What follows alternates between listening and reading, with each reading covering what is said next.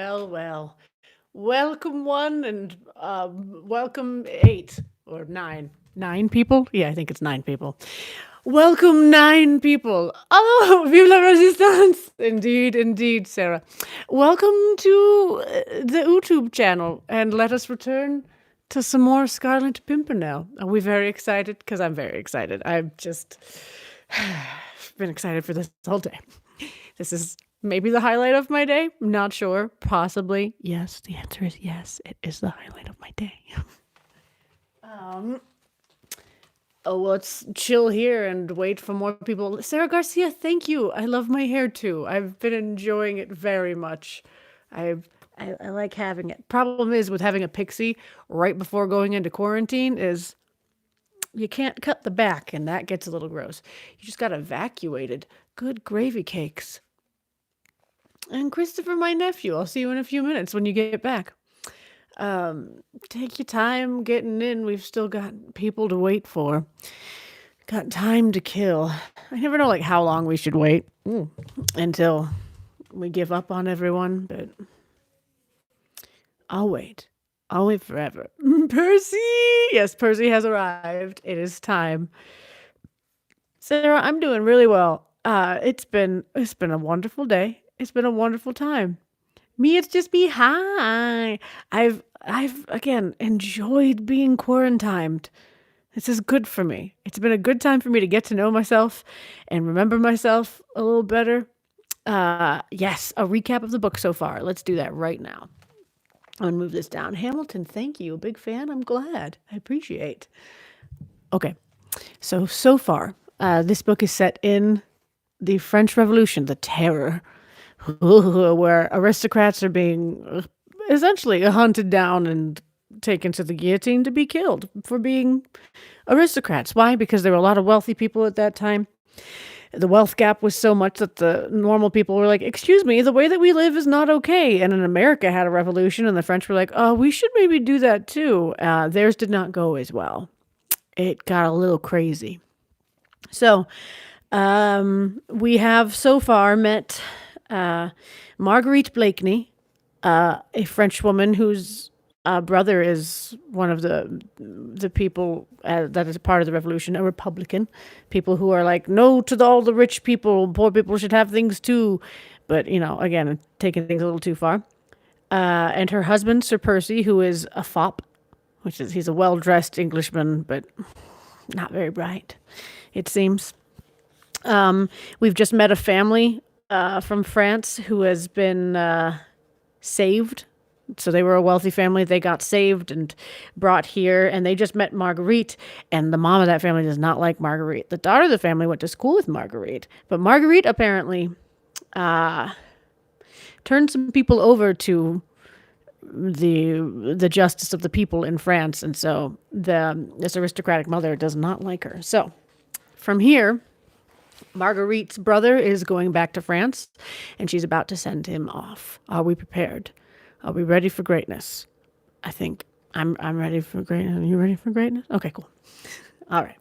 Let me know in these fun comments. You getting ready for bed? Okay, cool, Juliana. Let me know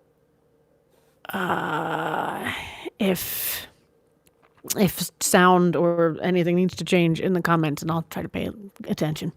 All right. Chapter 7. The Secret Orchard. Once outside the noisy coffee room, alone in the dimly lighted passage, Marguerite Blakeney seemed to breathe more freely. She heaved a deep sigh, like one who had long been oppressed with the heavy weight of constant self-control, and she allowed a few tears to fall unheeded down her cheeks. Outside the rain had ceased, and through the swiftly passing clouds the pale rays of an after-storm shone upon the beautiful white coast of Kent, and the quaint, irregular houses that clustered round the Admiralty Pier. Marguerite Blakeney stepped up to the porch and looked out to the sea.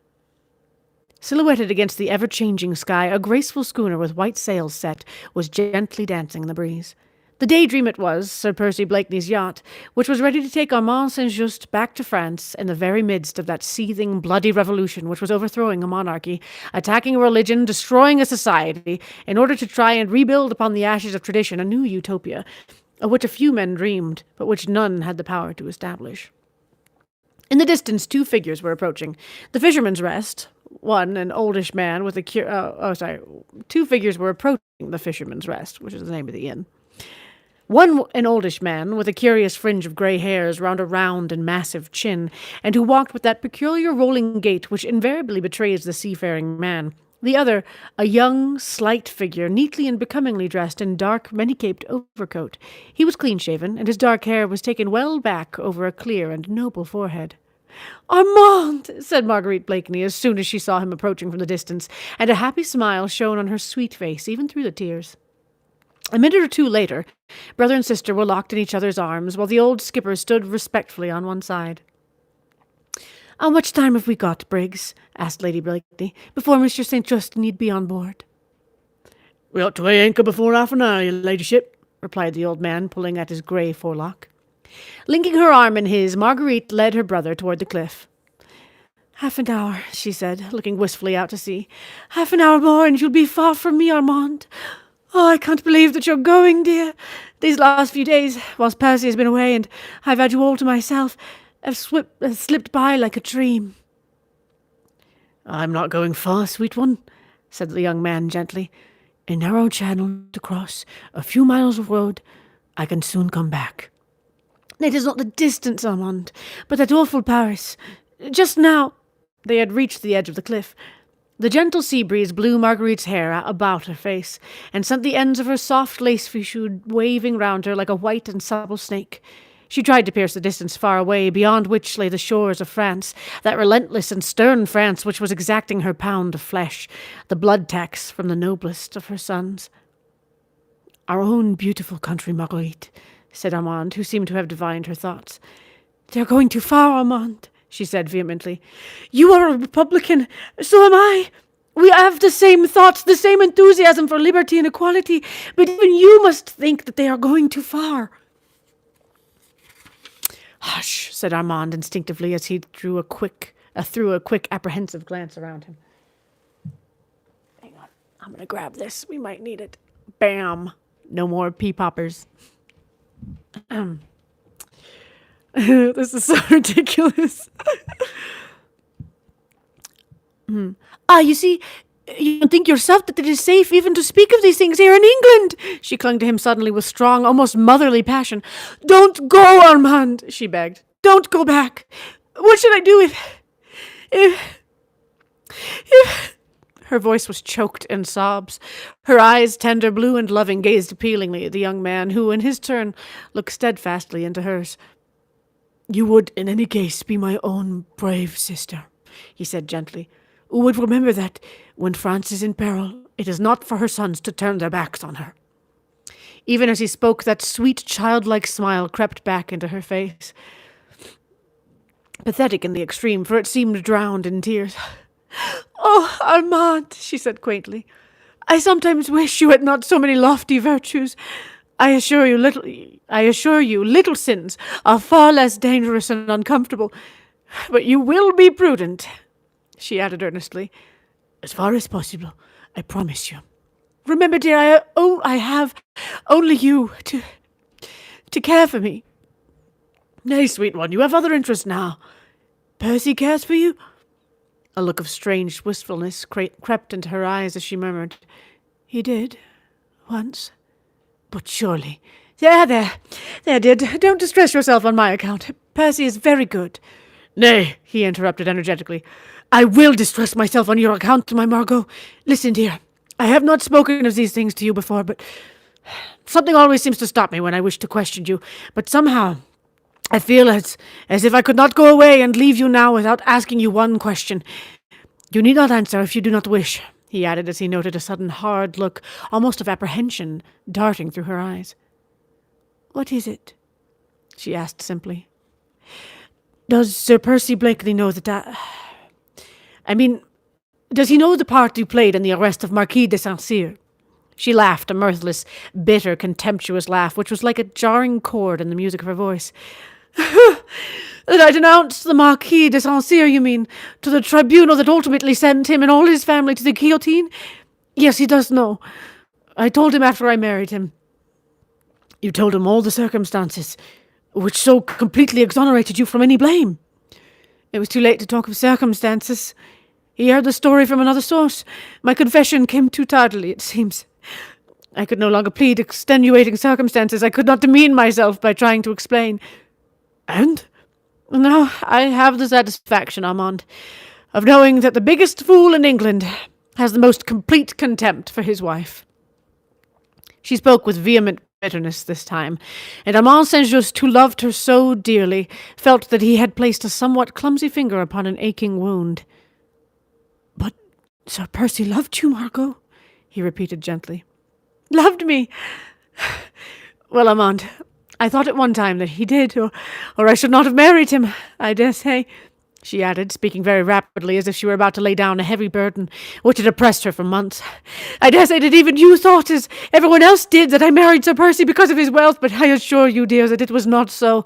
He seemed to worship me with a curious intensity of concentrated passion which went straight to my heart. I had never loved anyone before, as you know, and I was 24 then, so I naturally thought that it was not in my nature to love.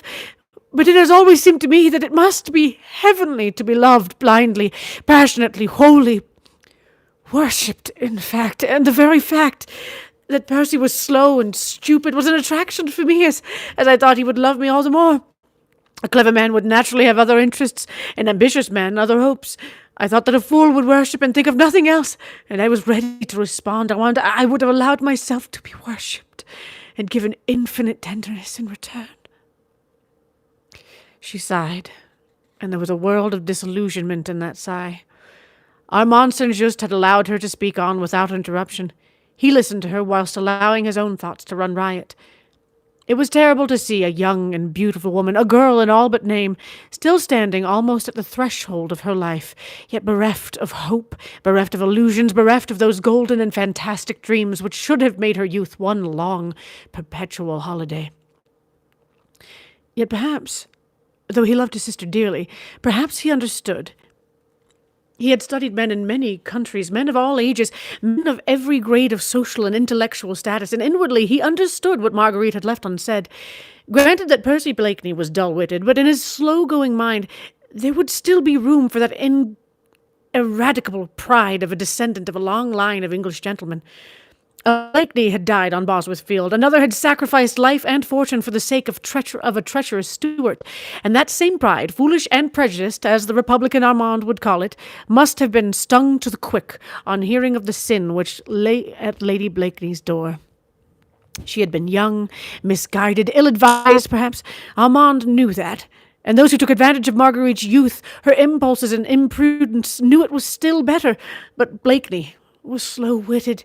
He would not listen to circumstances. He only clung to facts, and these had shown him Lady Blakeney denouncing a fellow man to a tribunal that knew no pardon, and the contempt he would feel for the deed she had done, however unwittingly, would kill that same love in him in which sympathy and intellectuality could never have had part.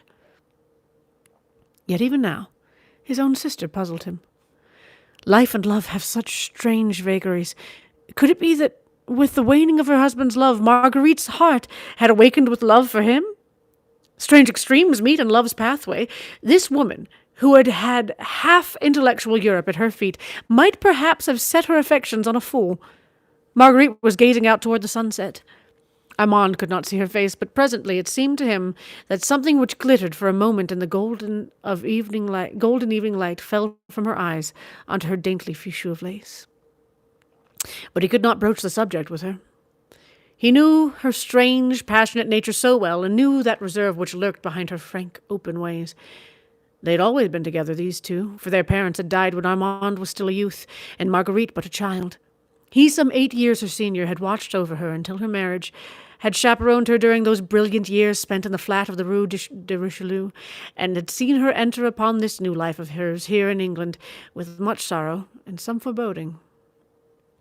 This was his first visit to England since her marriage, and the first months of separation had already seemed to have built up a slight thin partition between brother and sister. The same deep, intense love was still there on both sides, but each now seemed to have a secret orchard into which the other dared not penetrate.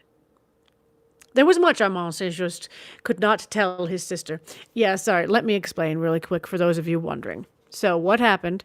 The people that Marguerite betrayed, apparently she was mildly hoodwinked into doing it.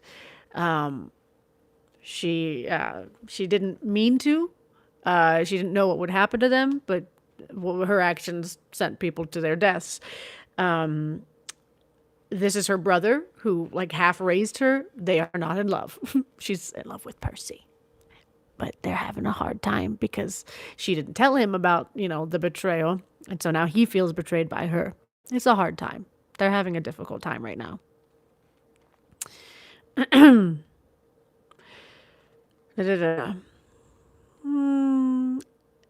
There was much Armand Saint-Just could not tell his sister. The political aspect of the revolution in France was changing almost every day. She might not understand how his own views and sympathies might become modified, even as the excesses committed by those who had been his friends grew in horror and in intensity. And Marguerite could not speak to her brother about the secrets of her heart.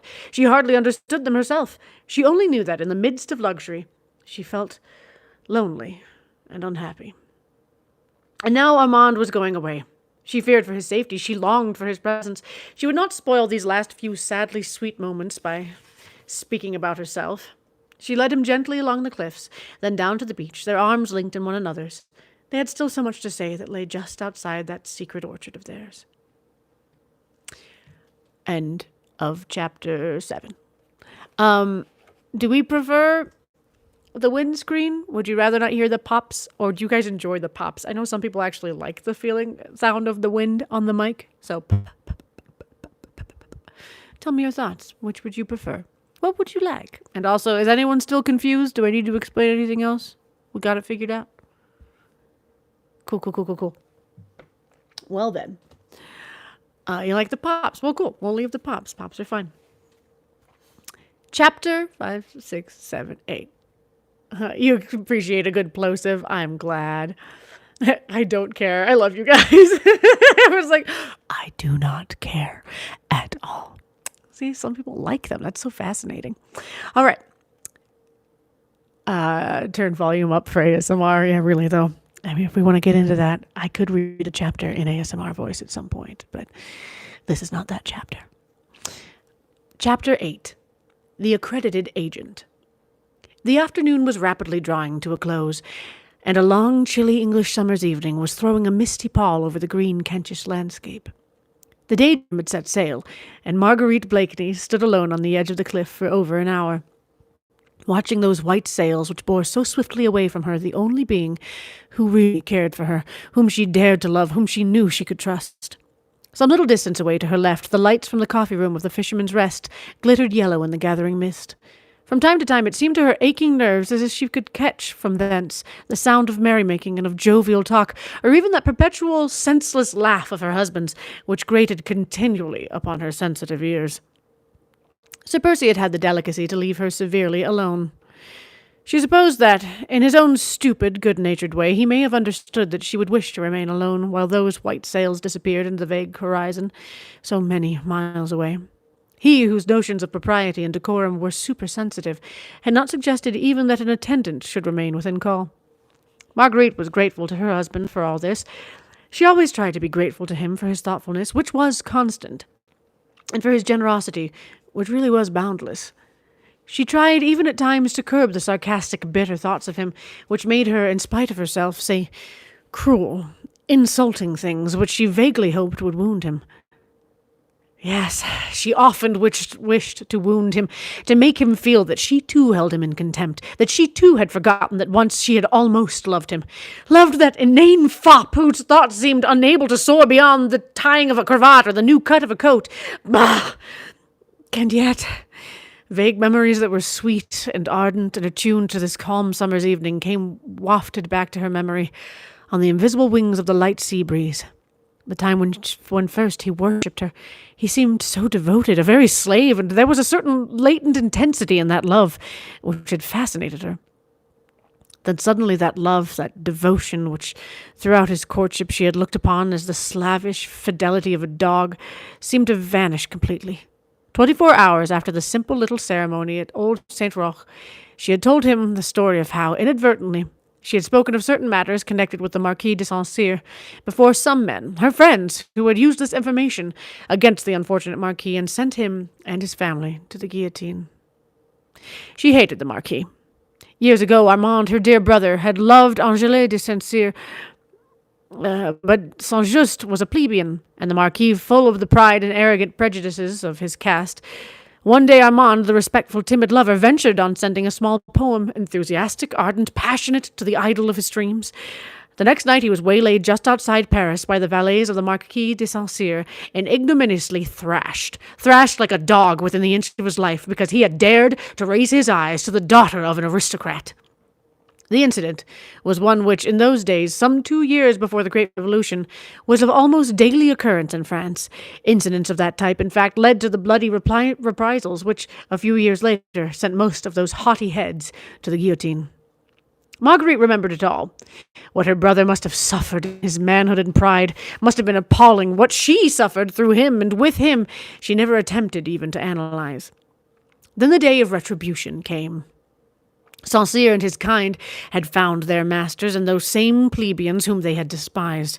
Armand and Marguerite, both intellectual, thinking beings, adopted with the enthusiasm of their years the utopian doctrines of the Revolution, which the Marquis de Saint-Cyr and his family fought inch by inch for the retention of those privileges which had placed them socially above their fellow men.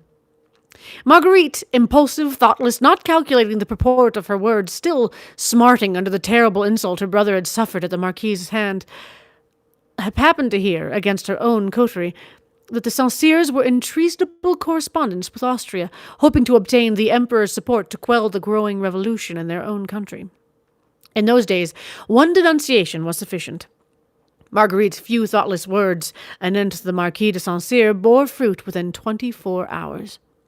He was arrested. His papers were searched. Letters from the Austrian Emperor promising to send troops against Paris populace were found in his desk. He was arraigned for treason against the nation and sent to the guillotine, whilst his family, his wife and his sons, shared this awful fate. Marguerite, horrified at the terrible consequences of her own thoughtlessness, was powerless to save the Marquis. Her own coterie, the leaders of the revolutionary movement, all proclaimed her as a heroine, and when she married Sir Percy Blakeney, she did not perhaps altogether realize how severely he would look upon the sin which she had so inadvertently committed, and which still lay heavily upon her soul. She had made full confession of it to her husband, trusting to his blind love for her, her boundless power over him, to soon make him forget what might have sounded unpleasant to an English ear. Certainly at the moment he seemed to take it very quietly. Hardly, in fact, did he appear to understand the meaning of all she said, but what was more certain still was that never after that could she detect the slightest sign of that love which she had once believed had been wholly hers. Now they had drifted quite apart, and Sir Percy seemed to have laid aside his love for her as he would an ill-fitting glove. She tried to rouse him by sharpening her ready wit against his dull intellect, endeavored to excite his jealousy if she could not rouse his love, tried to goad him to self-assertion, but all in vain. He remained the same, always passive, drawling, sleepy, always courteous, invariably a gentleman. She had all that the world and a wealthy husband can give to a pretty woman, yet on this beautiful summer's evening, with the white sails of the daydream finally hidden by the evening shadows, she felt more lonely than that poor tramp who plodded his way wearily along the rugged cliffs. Old books are a study of overstatement. Amen. I love the melodrama. These words are tasty. With another heavy sigh, Marguerite Blakeney turned her back upon the sea and cliffs and walked slowly back toward the Fisherman's Rest. As she drew near, the sound of revelry, of gay, jovial laughter, grew louder and more distinct. She could distinguish Sir Andrew Ffoulkes's pleasant voice, Lord Tony's boisterous guffaws, her husband's occasional drawly, sleepy comments. Then, realizing the loneliness of the road and the fast-gathering gloom round her, she quickened her steps. The next moment she perceived a stranger coming rapidly towards her. Marguerite did not look up. She was not the least nervous, and the Fisherman's Rest was now well within call. The stranger paused when he saw Marguerite coming quickly towards him, and just as she was about to slip past him, he said very quietly, Citoyen Saint-Just. Marguerite uttered a little cry of astonishment at thus hearing her own familiar maiden name uttered so close to her. She looked up at the stranger, and this time, with a cry of unfeigned pleasure, she put out both her hands effusively towards him. Chauvelin! She exclaimed. Himself, Citoyen, at your service, said the stranger, gallantly kissing the tips of her fingers. Marguerite said nothing for a moment or two as she surveyed, with obvious delight, the not very prepossessing little figure before her. Chauvelin was then nearer 40 than 30. Actually, I made his voice too low. We're going to make Chauvelin's voice higher. Here we go. Chauvelin was there nearer 40 than 30, a clever, shrewd-looking personality with a curious fox-like expression in the deep, sunken eyes. He was the same stranger who, an hour or two previously, had joined Mr. Jellyband in a friendly glass of wine. "Chauvelin, my friend," said Marguerite with a pretty little sigh of satisfaction. "I am mightily pleased to see you." No doubt poor Marguerite St-Just, lonely in the midst of her grandeur and of her starchy friends, was happy to see a face that brought back memories of that happy time in Paris, when she reigned, a queen, over the intellectual coterie of the Rue de Richelieu. She did not notice the sarcastic little smile, however, that hovered round the thin lips of Chauvelin. "But tell me," she added merrily, "what in the world, or whom in the world, are you doing here in England?" She had resumed her walk toward the inn, and Chauvelin turned and walked beside her. "I might return the subtle compliment, fair lady," he said. "What of yourself?" I?" she said with a shrug of the shoulders. "Je m'ennuie, mon ami, that is all." Boredom. Je m'ennuie, I guess is how to say it right. Je m'ennuie, mon ami. Yourself? That is all. She had reached the porch of the Fisherman's Rest, but Marguerite seemed loath to go within. The evening air was lovely after the storm, and she had found a friend who exhaled the breath of Paris, who knew Armand well, who could talk of all the merry, brilliant friends whom she had left behind. So she lingered on under the pretty porch, while through the gaily lighted dormer window of the coffee-room, sounds of laughter, of calls for Sally, and for beer, of tapping of mugs and clinking of dice mingled with Sir Percy Blakeney's inane and mirthless laugh. "Oh, French, you make no sense, but you're great." Yeah, pretty much, yeah. That's exactly correct. Chauvelin stood beside her, his shrewd, pale yellow eyes fixed on the pretty face, which looked so sweet and childlike in the soft English summer twilight. "You surprise me, citoyen," he said quietly as he took a pinch of snuff.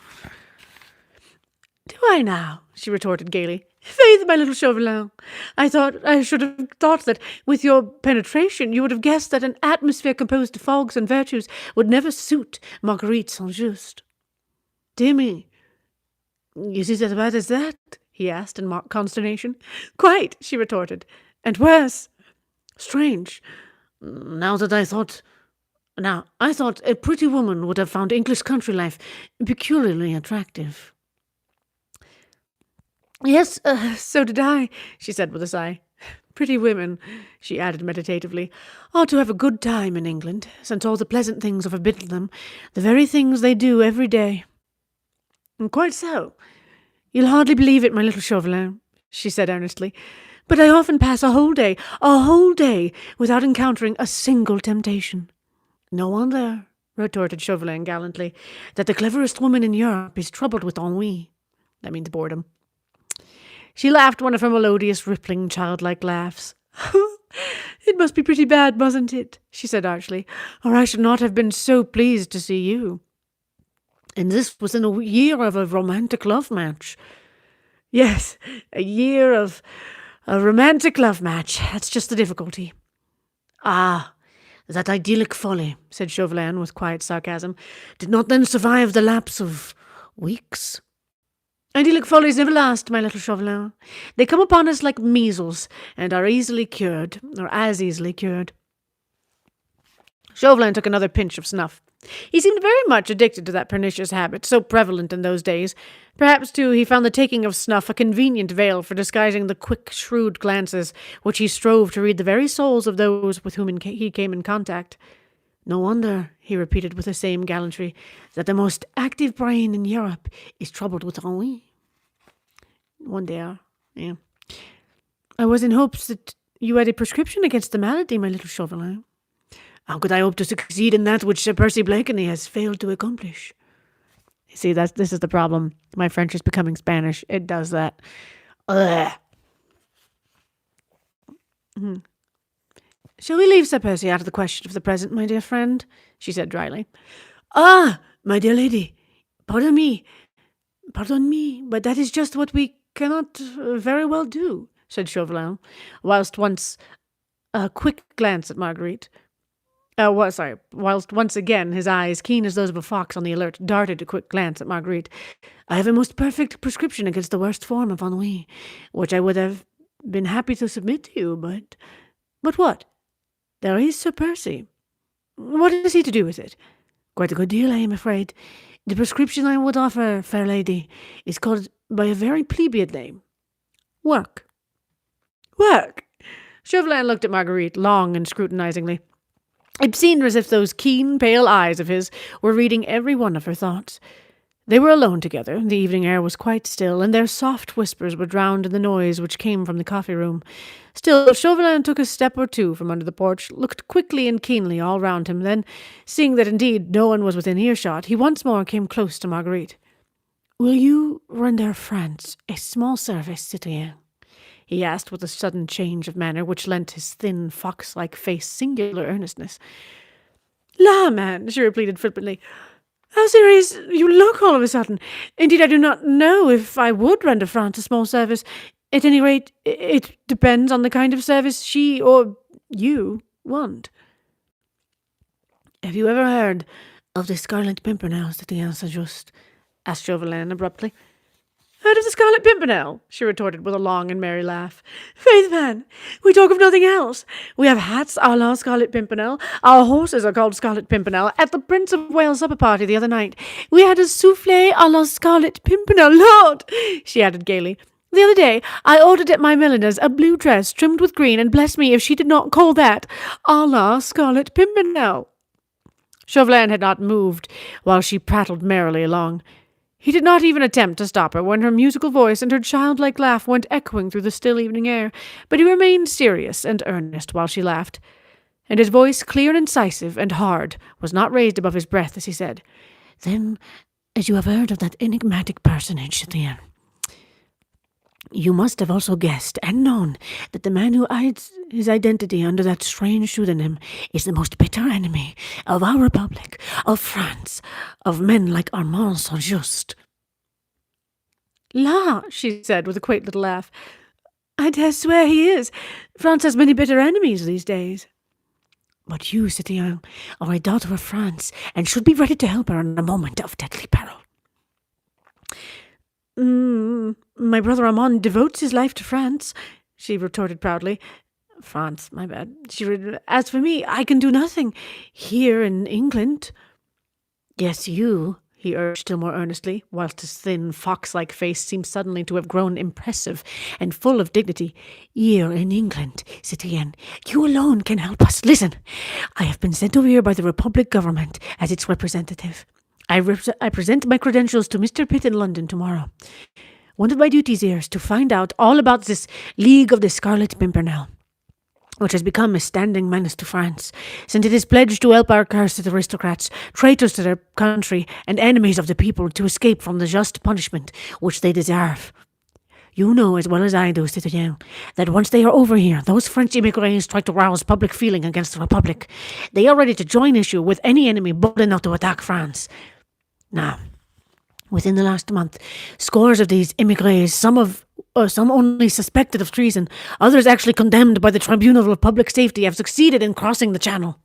Their escape, in each instance, was planned, organized, and effected by this society of young English jackanapes, headed by a man whose brain seems as resourceful as his identity is mysterious. All the most strenuous efforts on the part of my spies have failed to discover who he is, whilst the others are the hands he is the head, who beneath this strange anonymity calmly works at the destruction of France. I mean to strike at that head, and for this I want your help. Through him afterwards I can reach the rest of the gang. He is a young buck in English society, of that I feel sure. Find that man for me, citoyen, he urged. Find him for France." Marguerite had listened to Chauvelin's impassioned speech without uttering a word, scarce making a movement, hardly daring to breathe.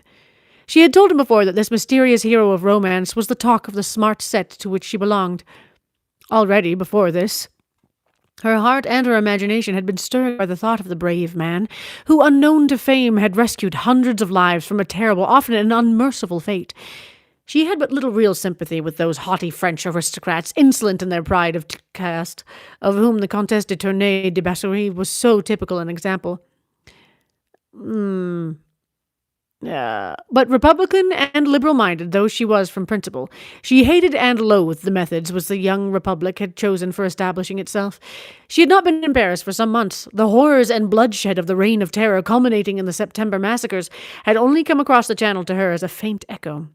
Robespierre, Danton, Marat, she had not known in their new guise of bloody merciless wielders of the guillotine. Her very soul recoiled in horror from these excesses, to which she feared her brother Armand, moderate Republican as he was, might become one day the Holocaust. Then, when first she heard of this band of young Englishmen enthusiasts who, for sheer love of their fellow man, dragged women and children, old and young men, from a horrible death, her heart had glowed with pride for them. And now as Chauvelin spoke, her very soul went out to the gallant and mysterious leader of the reckless little band, who risked his life daily, who gave it freely and without ostentation, for the sake of humanity. You remember learning about this in AP Euro? Yeah, it was a rough period of history. It's bloody. The French Revolution is horrifying. Her eyes were moist when Chauvelin had finished speaking. The lace at her bosom rose and fell with her quick, excited breathing. She no longer heard the noise of drinking from the inn.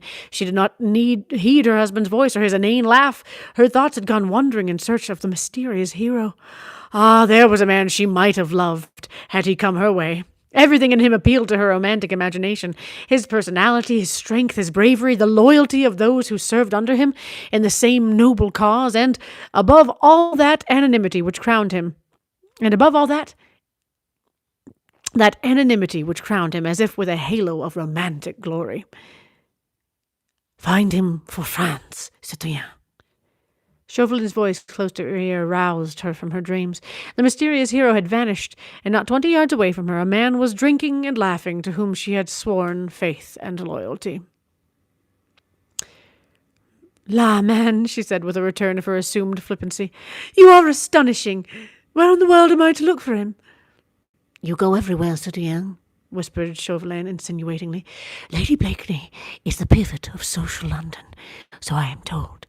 You see everything, you hear everything.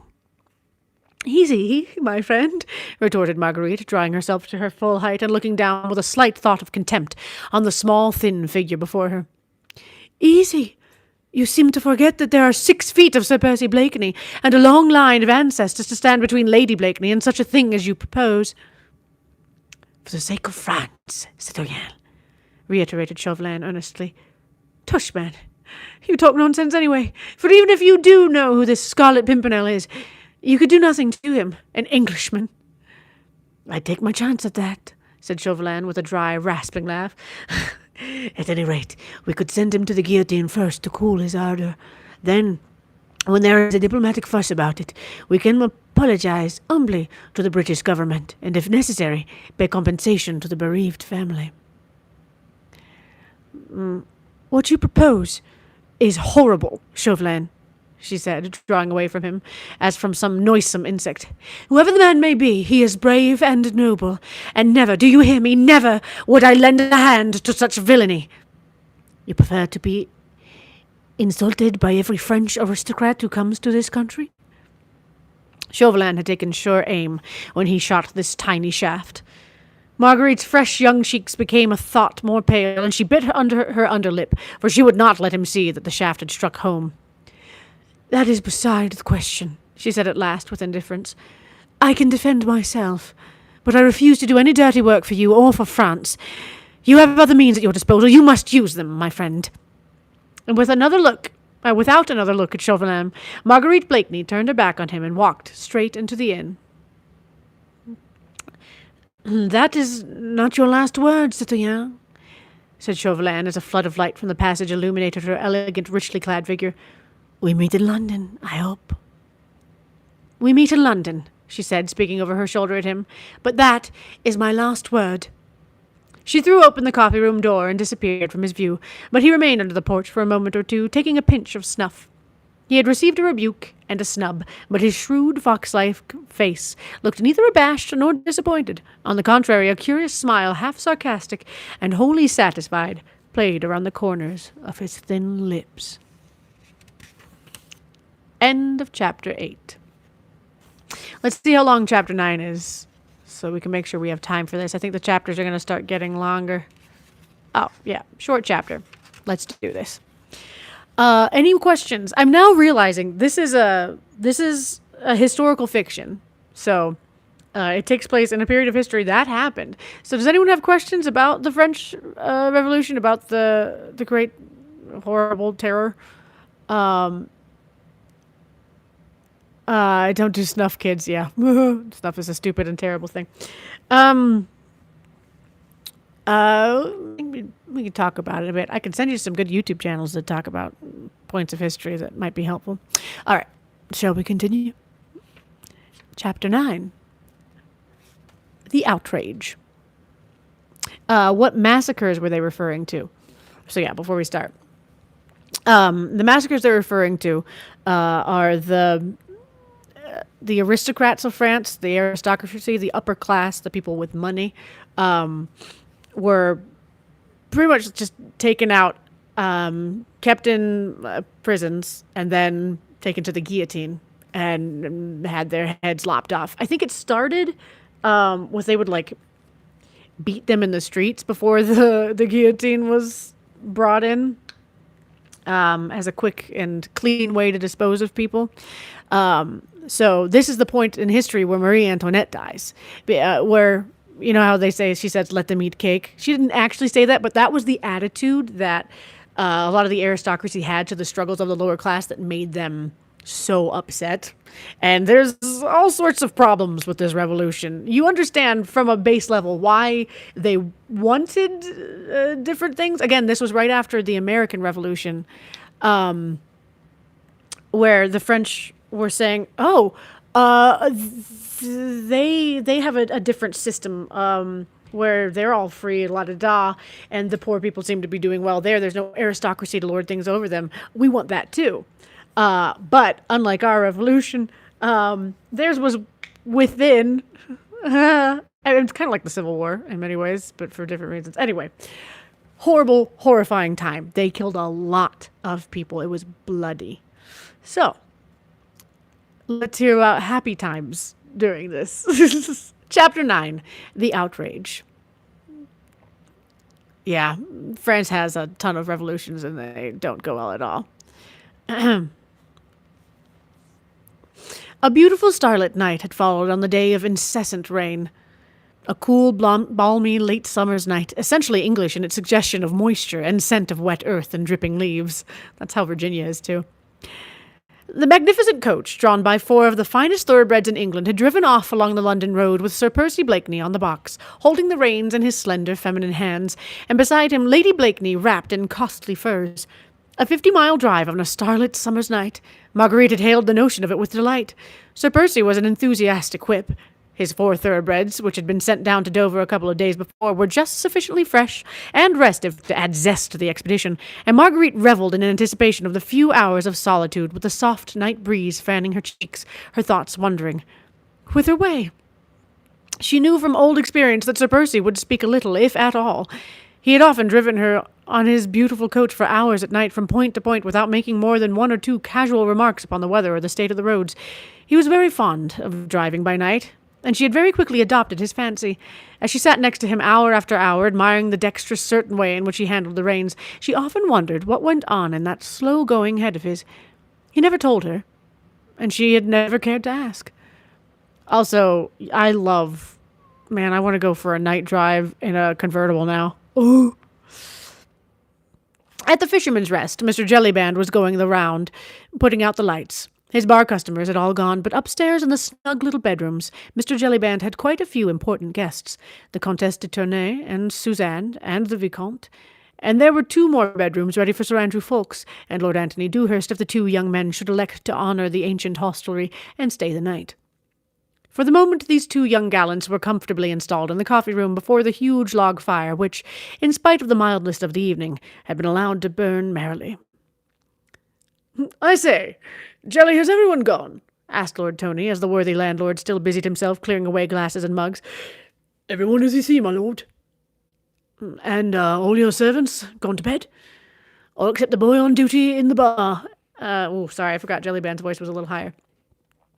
"All except the boy on duty on the bar, and," said Mr. Jellyband with a laugh, "I expect he'll sleep before long, the rascal." "Then we can talk here undisturbed for half an hour?" "At your service, my lord. I'll leave your candles in the dresser, and your rooms are quite ready. I sleep at the top of the house myself, but if your lordship only call loudly enough, I dare say I shall hear." "All right, Jelly, and I say, put the lamp out. That fire will give us all the light we need, and we don't want to attract the passerby. "All right, my lord." Mr. Jellyband did as he was bid. He turned out the quaint old lamp that hung from the raftered ceiling and blew out all the candles. Let's have a bottle of wine, Jelly," suggested Sir Andrew. "All right, sir." Jellyband went to fetch the wine. Hello. The room now was quite dark, save for the circle of ruddy and fitful light formed in the brightly blazing logs on the hearth. "Is that all, gentlemen?" asked Jellyband as he returned with a bottle of wine and a couple of glasses which he placed on the table. "That'll do nicely. Thank you, Jelly," said Lord Tony. "Good night, my lord. Good night, sir." "Good night, Jelly." The two young men listened, whilst the heavy tread of Mr. Jellyband was heard echoing along the passage and staircase. Presently, even that sound died out, and the whole of the Fisherman's Rest seemed wrapped in sleep, save the two young men drinking in silence beside the hearth. For a while no sound was heard, even in the coffee room, save the tickling of the old grandfather's clock and the crackling of the burning wood. "All right again this time, folks?" asked Lord Antony at last. Lord Antony had been dreaming, evidently, gazing into the fire and seeing therein, no doubt, a pretty, piquant face, with large brown eyes and a wealth of dark curls round a childish forehead. "Yes," he said, still musing. "All right." "No hitch?" "None." Lord Antony laughed pleasantly as he poured himself out another glass of wine. "I need not ask, I suppose, whether you found the journey pleasant this time?" "No, friend, you need not ask," replied Sir Andrew gaily. "It was all right." "Oh. Where is it? Then here's to her very good health," said jovial Lord Tony. "She's a bonny lass, though she is a French one. And here's to your courtship. May it flourish and prosper exceedingly." He drained his glass to the last drop, then joined his friend beside the hearth. "Well, you'll be doing the journey next, Tony, I expect," said Sir Andrew, rousing himself from his meditations. "You and Hastings, certainly, and I hope you may have as pleasant a task as I had, and as charming a travelling companion." "You have no idea, Tony." "No, I haven't," interrupted his friend pleasantly, "but I'll take your word for it. And now," he added, whilst a sudden earnestness crept over his jovial young face, "how about business?" The two young men drew their chairs closer together, and instinctively, though they were alone, their voices sank to a whisper. "I saw the Scarlet Pimpernel alone for a few moments in Calais." "Calais? I can never know how to say that," said Sir Andrew. "A day or two ago. He crossed over to England 2 days before we did. He had escorted the party all the way from Paris, dressed, you'll never credit it, as an old market woman, and driving until they were safely out of the city. The covered cart under which the Comtesse de Tournay, Mademoiselle Suzanne, and the Vicomte lay concealed among the turnips and cabbages. They themselves, of course, never suspected who their driver was. He drove them right through a line of soldiery and a yelling mob who were screaming, 'Ah, Bastley aristos!' But the market cart got through along with some others, and the Scarlet Pimpernel, in shawl, petticoat, and hood, yelled, 'Ah, Bastley aristos!' louder than anybody. Faith," added the young man as his eyes glowed with enthusiasm for the beloved leader, "that man's a marvel. His cheek is preposterous, I vow, and that's what carries him through." Lord Antony, whose vocabulary was more limited than that of his friend, could only find an oath or two with which to show his admiration for his leader. "He wants you and Hastings to meet him at class," said Sir Andrew more quietly, "on the 2nd of next month. Let me see. That will be next Wednesday." "Yes." "It is, of course, the case of the Comte de Tournay this time, a dangerous task for the Comte, whose escape from his chateau after he had been declared a suspect by the Committee of Public Safety was a masterpiece of the Scarlet Pimpernel's ingenuity, is now under sentence of death. It will be rare sport to get him out of France, and you will have a narrow escape if you get through at all. Saint-Just has actually gone to meet him. Of course, no one suspects Saint-Just as yet, but after that, to get them both out of the country, faith will be a tough job, and tax even the ingenuity of our chief. I hope I may yet have orders to be of the party. So, Marguerite's brother is going to Calais. Thank you. I thought it would be Calais, but I was like, I'm not sure about the S. Bless you, Sarah. So, yeah, Marguerite's brother is going to go save a Frenchman. Ooh. Have you any special instructions for me? Yes, rather more precise ones than usual. It appears that the Republican government have sent an accredited agent over to England, a man named Chauvelin, who is said to be terribly bitter against our league and determined to discover the identity of our leader so that he may have him kidnapped. The next time he attempts to set foot in France, so that they may have him kidnapped the next time he attempts to set foot in France. This Chauvelin has brought a whole army of spies with him, and until the chief has sampled the lot, he thinks we should meet as seldom as possible on the business of the league, and on no account should we talk to each other in public spaces for a time. When he wants to speak to us, he will contrive to let us know. The two young men were both bending over the fire, for the blaze had died down, and only a red glow from the dying embers cast a lurid light on a narrow semicircle in front of the hearth. The rest of the room lay buried in complete gloom. Sir Andrew had taken a pocket-book from his pocket, and drawn therefrom a paper which he unfolded, and together they tried to read it by the dim red firelight. So intent were they upon this, so wrapped up in the cause, the business they had so much at heart, so precious was this document which came from the very hand of their adored leader, that they had eyes and ears only for that. They lost count of the sounds around them, of the dropping of the crisp ash from the grate, of the monotonous ticking of the clock, of the soft, almost imperceptible rustle of something on the floor close beside them. A figure had emerged from under one of the benches. With snake-like, noiseless movements, it crept closer and closer to the two young men, not breathing, only gliding along the floor in the inky blackness of the room. "You are to read these instructions and commit them to memory," said Sir Andrew, "then destroy them." He was about to replace the letter case into his pocket when a tiny slip of paper fluttered from it and fell onto the floor. Lord Antony stooped and picked it up. "What's that?" he asked. "I don't know," replied Sir Andrew. "It dropped out of your pocket just now, and certainly did not seem to be with the other paper. Strange. I wonder when it got there. It is from the chief," he added, glancing at the paper. Both stopped to try and decipher this last tiny scrap of paper, on which a few words had been hastily scrawled, when suddenly a slight noise attracted their attention, which seemed to come from the passage beyond. "What's that?" said both instinctively. Lord Antony crossed the room toward the door, which he threw open quickly and suddenly. At that very moment he received a stunning blow between the eyes, which threw him back violently into the room. Simultaneously, the crouching, snake-like figure in the gloom had jumped up and hurled himself from behind upon the unsuspecting Sir Andrew, felling him to the ground. All this occurred within the short space of 2 or 3 seconds, and before either Lord Antony or Lord Andrew had time to chance to utter a cry or to make the faintest struggle, they were seized by 2 men. A muffler was quickly tied around the mouth of each, and they were pinioned to one another, back to back, their arms, hands, and legs securely fastened. One man had, in the meanwhile, quietly shut the door. He wore a mask, and now stood motionless while the others completed their work. "All safe, citoyen," said one of the men as he took a final survey of the bonds which secured the 2 young men. "Good," replied the man at the door. "Now, search their pockets and give me all the papers you find." This was promptly and quietly done. The masked man, having taken possession of all the papers, listened for a moment or two if there were any sound within the fisherman's rest. Evidently satisfied that this dastardly outrage had remained unheard, he once more opened the door and pointed peremptorily down the passage. The 4 men lifted Sir Andrew and Lord Antony from the ground, and as quietly, as noiselessly as they had come, they bore the 2 pinioned young gallants out of the inn and along the Dover road into the gloom beyond. In the coffee-room, the masked leader of this daring attempt was quickly glancing through the stolen papers. "Not a bad day's work on the whole," he muttered as he quietly took off his mask, and his pale fox-like eyes glittered in the red glow of the fire. "Not a bad day's work."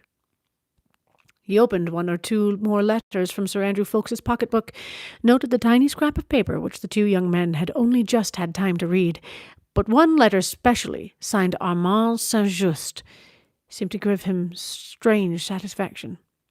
"Armand Saint-Just, a traitor after all," he murmured. Now, fair Marguerite Blakeney, he added viciously between his clenched teeth, I think that you will help me to find the Scarlet Pimpernel.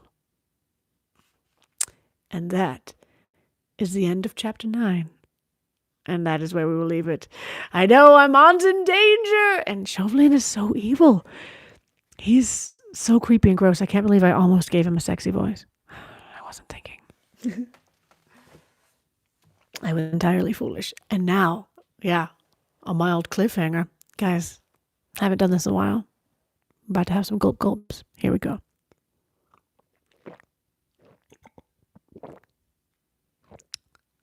Delicious. Kitty, you just got here. Well, since we have about 5 more minutes to just chill and chat, let's chill and chat. And yeah, you got to enjoy a slurpy slurp.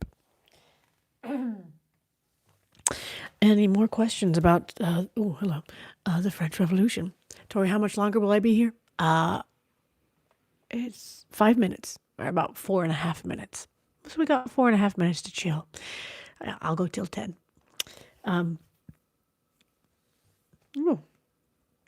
I also would love very much to read. Excuse me. Oh my goodness. So far have selected. Oh my. Why am I quarantined? That's a good question. So when all this COVID stuff started, there were a couple of people at work who were sick, and we didn't know what they were sick with. And so I was like, I had better stay in my house for 2 weeks just in case. So I'm fine, and I think I will be fine. But I'm just to be safe, I'm making sure to stay away from people. But I think at this point, I can go out and like talk to some people I know aren't sick too. We should be good. So just trying to be healthy and safe and take care of things. You have an assignment to construct a language. Inukun? Inukun? That dog boy. I love me some Japanese. So yeah. What's it called? So yeah, I'm in my house for the foreseeable future. I want to read at some point this one, Sorcery in Cecilia, because it takes place after the French Revolution, but they talk about it a little bit too, which is fun and it's great. Am I excited for season 11? The answer is a resounding absolutely yes, because there's a bunch of sketches in season 11 that I just am so stoked for. They're very, very fun. So, very excited. Idaho is in a 21-day stay-at-home order. Good gracious. Utah, at this point, honestly, they should have a stay-at-home order, but they don't, and that worries me. So, I mean, I'm honestly not terribly worried about all this in general, but just as a safety measure, we should probably have a stay-at-home order. University of Mary Washington in Fredericksburg. You're in Fredericksburg? Good gracious, I'm from Virginia. That makes me so happy. So it's late there for you. Do I play any instruments? No, I'm very lame. I can sing. That's about it. That's just about all I've got. Do I know any French songs? I know. Yeah. I know. That's a really exciting assignment. I'm very happy for you. Schools aren't even officially closed in Australia, but you're staying home anyway. Good job, Mariah. Wait, that's a smart move. Oh, Christopher, thank you, friend. Yeah, I know. Frère Jacques, dormez-vous, dormez-vous, sonnez le matine, ding, ding, dong, ding, ding, dong. Thank you. That's my tiny French for you this evening. At any rate, we've got 1 more minute. Can I please? You have to go back to school, game over? Oh, good gracious. I mean, are you excited to go back to school, though? Because I would be excited to go back to school. Yeah, that is a French song. Nicely done. Is this the longest I've been away from hanging with Stacy, Matt, Adam, and Minecraft? And Dave, yeah, actually, yes. I was just texting them tonight about the fact that it's been forever and it's sad and a little lonely, but it's okay. We'll get back. Mycroft is a legend, I agree. All right. Well, it's just about time to be done. Thank you guys for hanging out with me. It's been really, really fun. I love reading this book with you. It makes me very happy. Brings me a lot of joy. So, you probably won't happen. Oh, you're a senior, Juliana? Oh, bless you. Let's find a way to give you a graduation. People are doing well in Austin? Good. All right. Well, peace and blessings, everyone. Let me just turn this off, and I will see you tomorrow at 9 o'clock. You blessed and delightful creatures. Have a good night.